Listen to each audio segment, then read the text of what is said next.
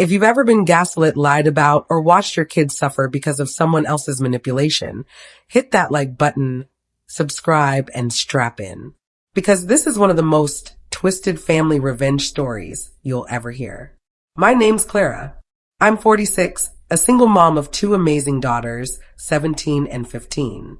And this is the story of how my cheating ex-husband's death left behind more than grief. It left behind a war. A war with his parents who couldn't let go of control, even after he was gone. A war they waged against me, and worse, against my daughters. My ex and I were in the middle of a divorce when he died in a sudden accident. He was cheating on me, and not just with anyone, with a woman he had 2 secret children with. Twin boys. When he passed, both he and his affair partner died, leaving those children orphaned. You'd think his parents would finally stop trying to control everyone. But no. First, they tried to gain custody of my daughters. Yup, their actual grandkids. Second, they demanded to move in with us, as if their toxic presence wouldn't traumatize my already grieving children. My girls were the ones who discovered his affair. Imagine finding out your dad was living a double life from your own phone. They were heartbroken, furious, confused. And now these same people were trying to shame them into being good big sisters to the affair children? It all came to a head one weekend. My youngest had just turned 15. We went to the local farmer's market to celebrate. I gave her a birthday budget and let her run wild on chocolate, sweets, you name it. After about an hour, I realized I hadn't heard from her. Then my phone rang. It was her, sobbing. Mom, there are these women, they're yelling at me. My heart dropped. I grabbed my oldest and sprinted. We found her near the honey stand, backed up against a wall by 6 older women. Church ladies. Some of them I even recognized from my ex-in-law's congregation. They were wagging fingers, quoting scripture, and calling my daughter unchristian for not speaking to her grandparents or being a big sister to her poor orphan brothers. My daughter was trembling, her arms wrapped tightly around her candy bag, eyes wide, chest heaving. She was frozen in place. I pushed my way between them and my child, told my eldest, take your sister, pay for her stuff, go to the car. Then I turned to the group of vipers. Are you out of your minds? You're adults. She's a child, my child, and if you come near her again, you'll regret it. Their leader, a stiff-looking woman with iron curls and a cross necklace as big as her ego, sneered. You're the one leading them astray. A good Christian wife obeys her in-laws. Oh, no, she didn't. We got kicked out of the market, and they followed us to our car, throwing scripture like daggers. That night, I couldn't sleep. My daughters were shaken. I was livid. Then I got a message from an old acquaintance from that same church. Someone decent. He told me what happened next. My ex-mother-in-law had posted this whole soap opera sob story in their church Facebook group about how cruel we were, how we abandoned her and her husband.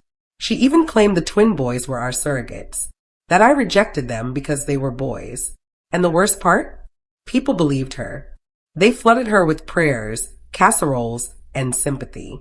But this church, for all its flaws, has one core rule: no cheating ever. So, she never mentioned the affair. She painted her son as a saint, and herself as the poor, heartbroken mother-in-law rejected by the evil, bitter ex-wife. I snapped, because I had the receipts. The divorce wasn't finalized. I still had everything. Pictures of my ex with his mistress, texts, screenshots, emails, and best of all, messages from his parents backing him up, encouraging it, even blaming my daughters. I spent the next day crafting a masterpiece. I printed everything, high quality, full color, glossy paper. And then I made custom church binders. You know, the kind they use for hymnals. On the cover, a calm blue sky. Inside, a full-page photo of my ex making out with his mistress in our living room. Underneath, the love story of ex's name and mistress' name. Every binder was packed with evidence, pictures, messages, harassment from his parents, a special insert with a quote from his mom calling my daughters bastards and blaming them for his death. 2 days after he died, I dropped the binders off at the church before service. right on the back table with the hymnals. Let me tell you something about gossip in religious communities. It spreads faster than wildfire in a drought. By the next day, the Facebook group had exploded. People were furious, not just at my ex, not just at the mistress, but at his parents, for lying, for blaming children, for manipulating everyone. The pastor even had to step in. People were calling them words I won't repeat here. Suddenly, we weren't the villains. I even got apology letters from my daughters and an invitation to come back to the church. They said I was led astray by trauma, but might one day return to the light. Unlike my cheating husband and his Jezebel. Best part?